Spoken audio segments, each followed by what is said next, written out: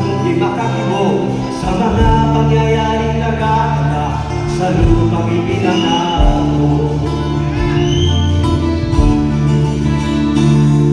Mula nang makita ko ang lupang ito, nakita ko'y nanginginig sa puso ng tao, kinatungan ng mga kapulugan hanggang sa ano ko. Ngayon ang puso'y may takot sa lupang ipinangalan ko.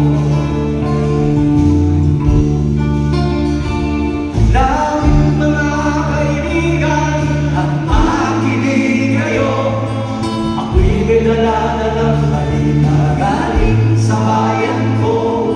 Nais kong ipamahagi ang mga kwento at mga pangyayaring nagaganap sa lupang ipinangalan ko.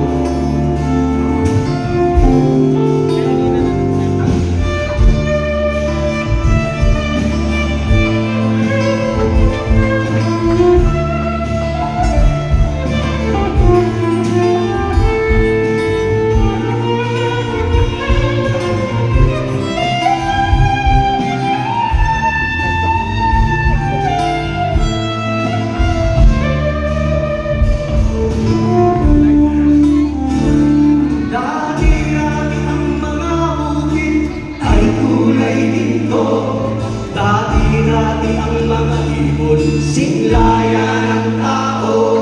Dati-dati ay katahimikan, ang musikang nagpapahulog sa mga batang walang tuwang sa mundo.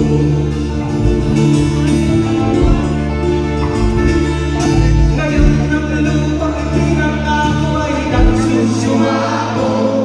Patakan yun ang luha, mga boy sa kanyang puso. Tingin niyo ang mga sigaw ng mga puso ng tao. Kung inyong dati kabila sa inyo, tungkol ko aking sumulat, paminaw ka mo. Tulang igalang ang mga balita, ikan sa banwa ko. Gusto kong maibalo ang mga istorya na nagkakahinong sa panwang isaan na